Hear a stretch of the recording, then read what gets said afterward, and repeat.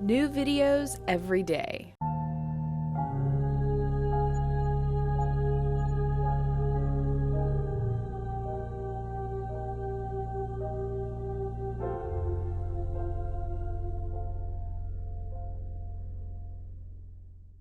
So you may remember that a while ago, Sarah did a video on propaganda and mind control.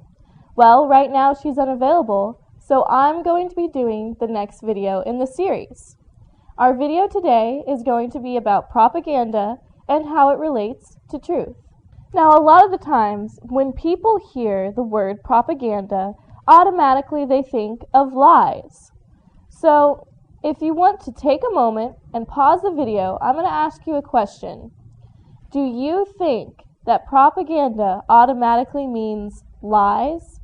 Please give us your opinion. The purpose of this video is to define what propaganda is, explain how propaganda relates to truth, and to give people a better ability to recognize propaganda when they see it. Because frankly, most everything you see every day in newspapers, magazines, television, even on the streets, it's all propaganda. In the first video of this series, Sarah explained the definition of the word propaganda. Now, propaganda comes from the same Latin root word as propagate. Propagate means to spread, so propaganda means to spread ideas. If you haven't watched that video, I strongly recommend that you watch that video before you continue watching this one. So what's the relationship between propaganda and truth? Well, the first thing I want to point out is that all propaganda is distributed with the attitude that it is the absolute truth. Think about that for a moment. All propaganda is communicated as being the absolute truth. You can define propaganda as spreading ideas, but most specifically, propaganda is spreading beliefs. The power behind propaganda is the belief in those ideas. So let's take an example, the American Revolution. That was started by a person who was printing up pamphlets and passing them around to people. Now, if people didn't believe what was written on those pamphlets, do you think we would have had the American Revolution? Of course not.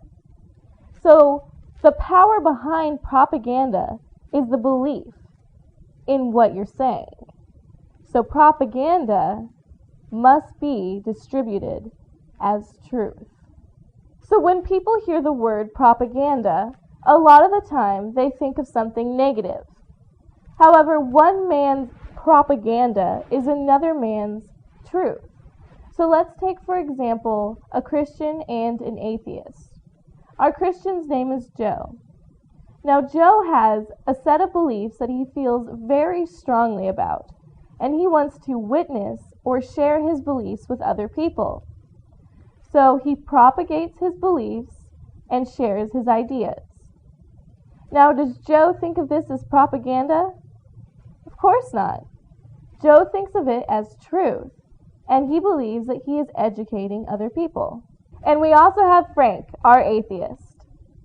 Now, when Frank hears Joe speaking about his beliefs, Frank says, "Hey man, I don't want to hear any more of your Christian propaganda." Well, Frank has some beliefs that he feels strongly about, and he wants to spread them to other people. So he propagates his beliefs and spreads his ideas. Does he think of it as propaganda? Of course not. He thinks of it as truth. He thinks of it as education. So again, one man's propaganda is another man's belief. So when Frank hears Joe speaking about his ideas, Frank says, "I don't want to hear any of your Christian propaganda." And when Joe hears Frank speaking about his ideas, Joe says, "I don't want to hear any of your atheist propaganda." So again, one man's propaganda is another man's truth. So in that example, we used a religious ideology. Now the same principle will hold true in other ideologies such as economic, political, and corporate. So what a communist considers to be truth, a capitalist considers to be communist propaganda. And what a Democrat considers to be truth, a Republican considers it to be democratic propaganda, etc., etc. Propaganda and public relations are quite closely related, and a lot of the times the two get confused. So a public relations firm might end up engaging in propaganda, and a propaganda department may engage in public relations. So what's the difference between propaganda and public relations anyway? Well, propaganda is the spreading of a belief or idea by use of the media. Public relations is using the media to set a public opinion or attitude on a certain specific subject. So, if you want someone to like your company, then you engage in white public relations. And if you want someone to dislike your opponent's company, then you engage in black public relations. So here's where the two overlap. Let's say that you got a job at a PR firm, and your client is ABC Hamburgers. Now their competitors are XYZ Hamburgers, and you want everybody to go to ABC Hamburgers, so what do? You start spreading propaganda that XYZ Hamburgers uses dog meat. So this is the reason why propaganda has gotten its bad name.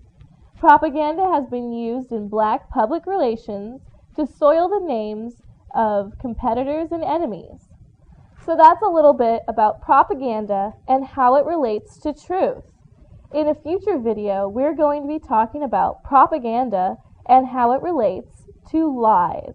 And in another video, we're going to be talking about different public relations and propaganda techniques that are used to control public opinion. Thank you very much for watching. I hope you learned something interesting, and I hope that you'll stay tuned for our future videos about mind control and propaganda.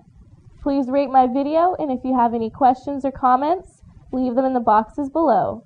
Thank you. If you liked this video, we have hundreds of more alternative videos ranging from sexual health to psychology to mind control. So if you liked it, go ahead and click on me to enter the Psychetruth channel.